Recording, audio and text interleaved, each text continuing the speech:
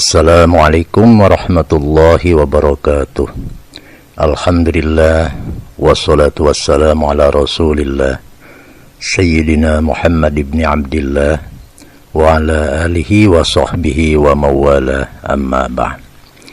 Saudaraku, para pendengar yang budiman dimanapun berada, kaum muslimin wal muslimat rahimakumullah.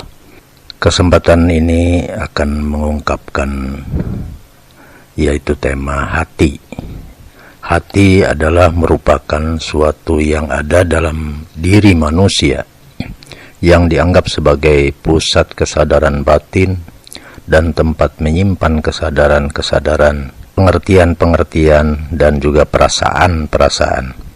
Juga karena ia merupakan faktor utama yang merasakan misalnya bahagia bila mendapat nikmat dan merasakan sedih atau gelisah bila mendapatkan musibah. Demikian pula hati secara ruhaniyah merupakan faktor utama yang menyebabkan seseorang berbuat baik jika hatinya sehat atau lunak, dan juga menyebabkan seseorang berbuat tidak terpuji jika hatinya berpenyakit atau rusak, atau juga disebut keras hati atau membatu. Dalam hal itu Nabi bersabda di dalam sebuah hadis, ala wa inna fil jasadi mudghah idza saluhat saluhal jasadi kulluh wa idza fasadat fasadal jasadu kulluh ala wahiyal qalbu, rawahul Bukhari wa Muslim. Ketahuilah bahwa di dalam jasad itu terdapat segumpal daging. Jika segumpal daging itu baik, maka akan baiklah jasad itu seluruhnya. Jika rusak, rusaklah jasad itu seluruhnya. Ketahuilah bahwa itulah yang disebut hati. Kaum muslimin rahimakumullah. Di masyarakat kita sering sekali mendapati orang-orang yang berpenyakit hatinya atau ruhaninya, sehingga dalam hidupnya mereka sulit sekali melakukan perbuatan yang benar. Bahkan banyak di antara mereka yang cukup kronis penyakitnya, sehingga banyak yang menemui kematian hati dan membeku bagaikan batu. Akibat kematian rohani atau hati, mereka tidak bisa lagi menerima petunjuk-petunjuk yang benar. Akhirnya dalam kehidupan mereka suka berbuat keji dan juga mungkar, seperti berkhianat, korupsi misalnya, menindas, merampok, membunuh, dan tindakan-tindakan lain yang tak terpuji, yang pada ujung-ujungnya akan membawa keresahan dan juga kesengsaraan hidupnya. Yang demikian itu cukup banyak kita saksikan dalam kehidupan sehari-hari. Hal itu dapat terjadi disebabkan pertama, hatinya atau rohaninya tidak pernah diberi makan. Ada dua hal rohaninya tidak pernah diberi makan, yaitu karena tidak ada usaha sama sekali untuk memberi kebutuhan rohani, atau karena mereka tidak tahu apa sebenarnya makanan rohani itu. Akibatnya hati lapar dan haus, maka lama-kelamaan menimbulkan penyakit kronis yang menyebabkan kematian rohani. Kaum muslimin, para pendengar yang budiman dimanapun berada, manusia terbentuk dari dua tubuh, yaitu tubuh kasar yang disebut jasmani dan tubuh halus yang disebut rohani atau hati. Baik tubuh kasar maupun tubuh halus sama-sama membutuhkan makanan. Tanpa diberi makanan, keduanya akan menemui kematian. Makanan tubuh kasar misalnya adalah yang merupakan bendawi, seperti makanan yang mengenyangkan perut untuk memperkuat tenaga, serta juga makanan yang bisa menyenangkan badan, seperti nafsunya berupa tahta, wanita, dan lain sebagainya, atau sandang, pangan, papan. Sedangkan makanan tubuh halus ialah semua jenis yang bukan bendawi, berupa petunjuk Al-Quranul Karim dan As-Sunnah, serta nasihat-nasihat yang sejalan dengan Al-Quran dan Sunnah. Rasulullah Sallallahu Alaihi Wasallam yang dapat memperkuat rohani, sehingga mampu memanfaatkan jasmani dan tenaga kepada hal-hal yang diridhoi oleh Allah Subhanahu wa Ta'ala, serta mampu juga mengendalikan hawa nafsunya dari kehendak yang tidak terpuji. Maka hati yang tidak pernah makan, yakni tidak pernah mendapat bimbingan atau nasihat Al-Quran, maka akan miskinlah hati manusia dari petunjuk jalan yang benar. Sedangkan lapar dan miskinnya hati itulah yang mengakibatkan timbulnya penyakit, atau disebut yaitu menyebabkan kematian rohani. Jika seorang hatinya telah berpenyakit atau bahkan telah mati, ia tidak lagi mampu mengontrol dan juga mengendalikan hawa nafsunya, sehingga ia akhirnya berperilaku yang bertentangan dengan Al-Quranul Karim. Oleh karena itu, hendaklah kita penuhi kebutuhan hati. Kita setimpalkan dengan kebutuhan atau kebutuhan yang diberikan kepada jasmani.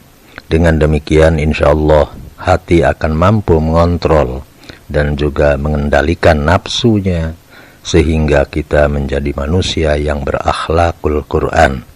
Berkaitan dengan penyakit hati itu, firman Allah di dalam Al-Quranul Karim surat Al-Baqarah, A'udzu billahi minasyaitonir rajim, fi qulubihim maradun fazadahumullahu marada walahum adzabun alimum bima kanu yakdzibun. Al-Baqarah ayat 10. Dalam hati mereka ada penyakit, lalu ditambah Allah penyakit, dan bagi mereka siksa yang pedih disebabkan mereka berdusta.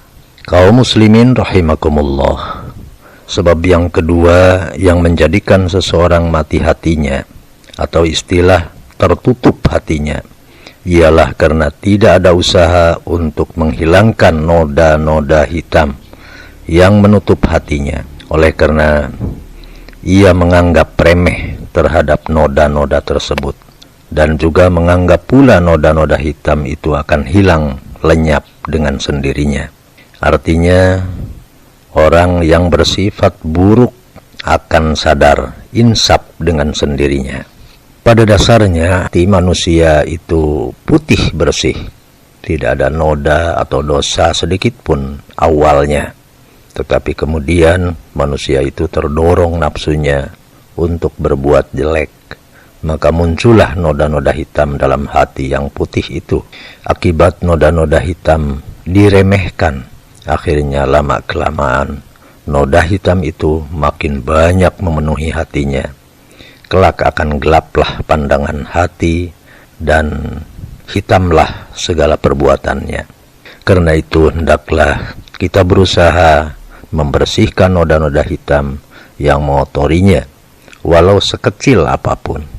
Sebab sifat noda hati, jika kita biarkan, ia akan tetap lengket dan makin bertambah banyak. Kita bersihkan dengan memperbanyak istighfar. Kita bersihkan dengan bertaubat kepada Allah, minimal sehari semalam lebih daripada 70 kali. Rasulullah sendiri sebagai manusia yang tidak punya dosa, beliau beristighfar dan bertobat sehari semalam lebih daripada 70 kali. Bahkan ada dalam sebuah hadis yang menyebut 100 kali. Maka sangat aneh sekali bila kita yang banyak dosa beristighfar dan bertobat kurang dari 70 kali, atau tidak pernah sama sekali. Insya Allah bila kita banyak istighfar dan bertaubat, kesucian hati kita akan terjaga dari noda-noda hitam. Marilah kita bersihkan noda tersebut dalam hati kita, mumpung belum banyak dan belum dikunci oleh Allah Subhanahu wa Ta'ala. Firman Allah, A'udzu billahi minasyaitonir rajim, khatamallahu ala qulubihim wa ala sam'ihim wa ala absarihim ghishawatu wa lahum adzabun azim. Al-Baqarah ayat 7. Allah telah yaitu mengunci mati hati dan pendengaran mereka, dan penglihatan mereka tertutup, dan bagi mereka siksa yang sangat berat.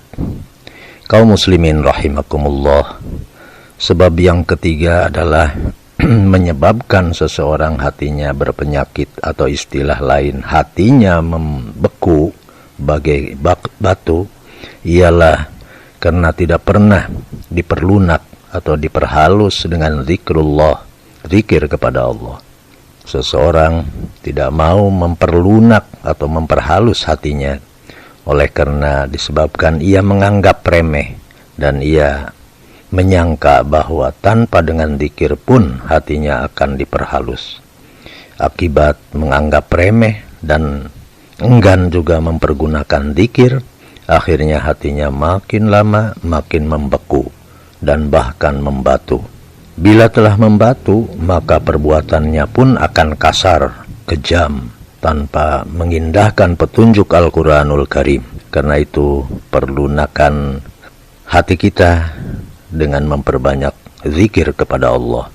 Sebab hanya zikirlah hati akan lunak, sedangkan hanya hati yang lunaklah yang dapat menerima petunjuk Allah dan juga meninggalkan perbuatan-perbuatan yang tidak terpuji. Dan hanya dengan zikir kepada Allah, hati menjadi tenang dan juga bahagia. Marilah kita perlunak hati kita dengan zikrullah, mumpung hati masih bisa diperlunak. Bahayanya jika hati telah membatu, Allah tidak akan melunakkannya, bahkan menjadikan bara, bahan api neraka. Na'udzubillah summa na'udzubillah. Firman Allah di dalam sebuah Al-Quran, ayat Al-Quranul Karim, summa qasat qulubukum min ba'di dzalika fahiya kal hijarati aw asaddu qaswah wa inna minal hijarati lama yatafajjaru minhul anhar wa inna minha lama yashaqqaqu fayakhruju minhul ma wa inna minha lama yahbitu min khasyatillah wa mallahu bighafilin amma ta'malun. Al-Baqarah ayat 74. Kemudian setelah itu hatimu menjadi keras seperti batu, bahkan lebih keras lagi. Padahal di antara batu-batu itu sungguh ada yang mengalir sungai-sungai daripadanya, dan di antaranya sungguh ada yang terbelah, lalu keluarlah mata air daripadanya. Dan di antaranya yaitu sungguh ada yang meluncur jatuh karena takut kepada Allah. Dan Allah sekali-kali tidak lengah dari apa yang kamu kerjakan. Kaum muslimin yang berbahagia, dari uraian ini dapatlah disimpulkan. Pertama, hati atau ruhani merupakan faktor utama, dapat menyebabkan kita bisa baik dan buruk, bisa bahagia dan bisa susah.